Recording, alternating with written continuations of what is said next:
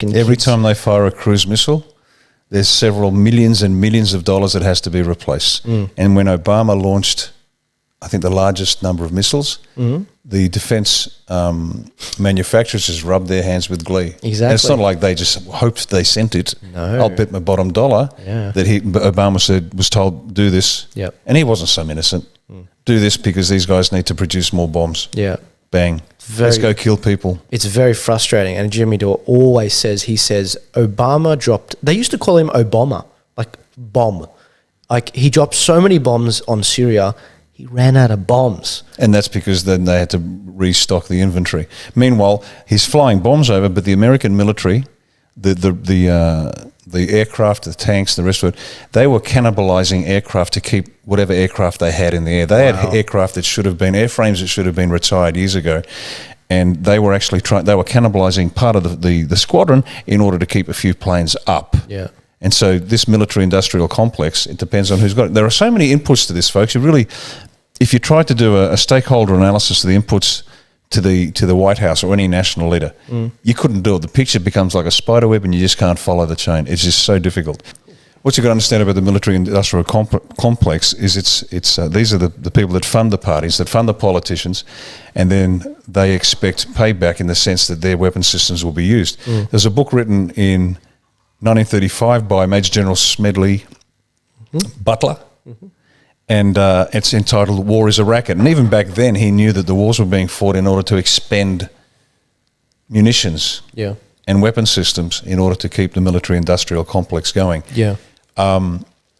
Even President Eisenhower, former Commander-in-Chief of SHAEF, Supreme Headquarters of the Allied Expeditionary Force that invaded Europe, as he was leaving as president, he warned the American people of the power of the unelected, and in that he embraced the military-industrial complex. So it's very real. And it's interesting you said, I agree with the progressives. No, I just agree with what's right and wrong. As I keep saying, this is not about left and right. No. It's about right and wrong. Yeah. And it's funny when people accuse A1 of being a right-wing party. Please show me one right-wing policy. It's an anti-establishment party. That's exactly what it is. Keep telling people it's not, and it ties in with right and wrong, because right now the establishment has mandated, it's saying that basically anti-establishment is wrong.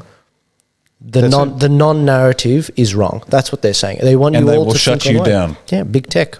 Big tech will shut you down, folks. We'll come to that. Anyway. Next topic is actually, I just want to very briefly just mention this, FYI. In Germany, they've announced detainment camps for those who break quarantine. I mean, you can't make this crap up. Where have I seen this before? I don't know. I can't remember the name. Maybe which country? Belsenbergen? Where was that at? I can't remember. Oh, I don't know. I think it's somewhere in Upper Kumbukta West. Yeah, in Australia. And if you think, Joel, stop fear-mongering, it's not going to come here. The Sydney Morning Herald, a couple of days later. Outrageous. Parents shocked over New South Wales' decision to hold kids alone in quarantine. What did I tell you? What happened to being outraged about separating kids from their parents at the southern border of Mexico? It all counts for nothing. And they've got a radical plan. This is from QT. A radical plan to punish COVID anti-vaxxers. See, once again, people ring me up and they're either in tears or angry, but mostly sad and confused. What do we do? What do we do? What do we do? Yeah. And as I said, another bit you can add to this is New South Wales wants to make, I understand, the QR codes when you check into an establishment, a pub or a restaurant or a shop, make that ongoing. It will stay forever. They want to track you. Ladies and gentlemen, please, you need to wake up. You need to wake up. They will come for your kids. If you don't get the vaccine's not mandatory, but no job, no transport, no dole, no benefits, no flights. No benefits, no flights. Unless you're a tennis player, then you can fly in. Yeah. So thousands of Australians can't fly in to be reunited with their family, but the Australian Open goes ahead. Yeah, I mean, they have to quarantine, but... So, excuse me, why is it, tennis players don't get COVID? Yeah. Can you understand how inconsistent it was? And I heard that they were going to ban fishing as well, but the fishing industry said, no, you'd better not do that. And they said, oh, no, fishing is now okay. Yeah. Can you see there is no internal consistency? They are lying to you. And unless you push back, and just for those who weren't listening earlier, the first thing you can do to push back is stop wearing the mask. How do you do that legally? By saying that you have an exemption, a medical exemption, and that nobody, including the police, is allowed to ask what that exemption is. Yeah. Now, if you feel bad about lying, then don't lie, because one of the medical exemptions is anxiety. What is the definition of anxiety? You are dealing with a problem over which you have no control. It causes anxiety, and if you feel you're in that situation, you legitimately have a medical exemption and nobody is allowed to ask you about it. Exactly. So please, you want a result? What do we do? And the number of calls, what do we do? What do we do? What do we do? And I spend forever on the phone telling them what to do, and nobody wants to do it. Yeah. Take action. Step up. Yep. Go to your local MP's office. Ask them. Show me evidence that is safe and effective. Give me the evidence. Show me the medical report that is safe and effective. You will terrify them. Squeeze them till their eyes pop. Stop wearing the mask. The moment the masks start coming off, massive victory. If you think that's a small thing, but guess what? You have to do it. You have to face the fire now. That's right. And people are afraid, and I get it. I really get it. You just don't want the fight. You just want, please leave me alone. Well, everyone's heard the story of the 6 million Jews in the gas chambers that were rounded up and killed. That's not even a third of it, 20 million. But it wasn't just the Jews, it was the gypsies, it was the homosexuals, it was the political dissidents, it was the poets, it was somebody whose eyebrow was too thick, whatever. It was a disabled. 20 million were gassed and exterminated. And it was everybody. They are doing the same to you. They're going to do it with the vaccine. There have been deaths, there have been injuries as a result of the vaccines that they are handing out.